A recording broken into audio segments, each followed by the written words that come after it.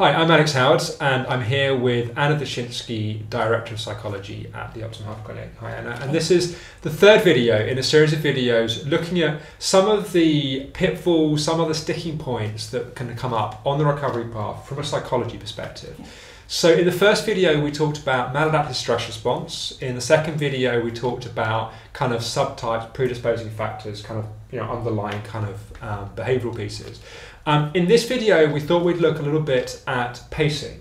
Now, I know pacing gets a bit of a bad rap in the ME community, and it gets overly pushed in the kind of traditional medical community.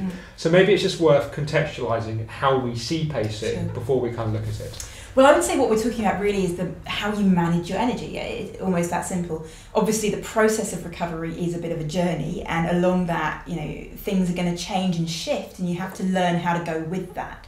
And your body is going to change and shift in its requirements depending on where you're at. The first thing I suppose that is really important is really understanding where you're at. I think one of the reasons that kind of pacing gets a bad rap, or kind of graded exercise gets a bad rap, is partly because if you're not at a point where those are appropriate, exercise or pushing is appropriate in any way, then it's going to be counterproductive. So one of the key things is, first off, really identifying where you are to start with, really knowing what's appropriate. And of course, that's something that we can help with just through all of our experience. The second piece is then knowing, kind of as you gradually begin to progress, or as you begin to get a bit more energy, or as your symptoms begin to kind of subside, knowing how to manage that and knowing how to manage your activity levels and manage your energy. Now, for different people, and we talk about something called the 4 types of tiredness, for different people, there are different areas that are more tiring than others. So we talk about the idea of kind of pure physical tiredness, of a kind of real mental exhaustion, which is that sort of wiredness. We also talk about the idea of being emotionally tired.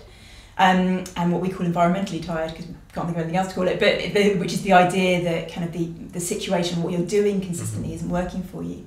So partly it's understanding what's taking your energy, what's using your energy, and what you need to support you in moving forwards. Yeah, because I think, to put it in very, very simple terms, at the end of each day, if you spend more energy than you've built in that day, you're depleting your ongoing process.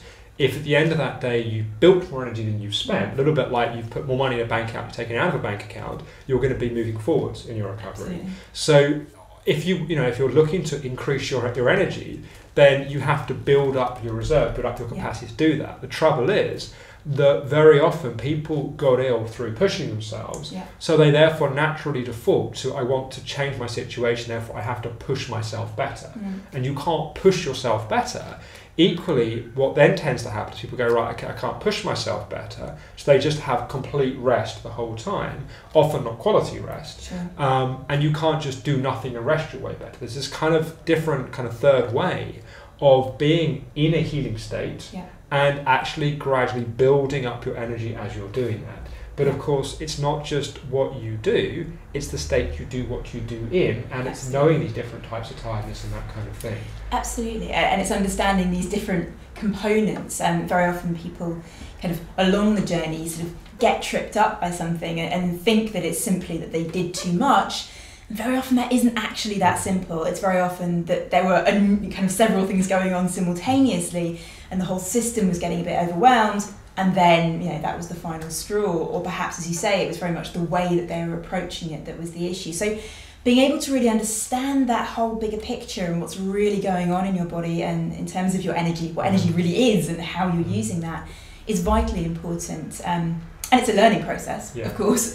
We hope to be able to help you with that. But it is a process that if you can begin to make sense of, it starts to feel much less random and much more in your control and much smoother as a kind of upward curve. Yeah, no, absolutely. And so in a sense, to kind of put it back in the context of these videos, your first question is, am I basically in a healing state? Second question is, are there underlying kind of subtype predisposing factors coming out? The third thing is, have you got your day-to-day activity managed in such a way that you're basically building your body up rather than pushing and breaking your body down? And if those 3 things are in place, that's a long way towards making sure you're moving in the right direction.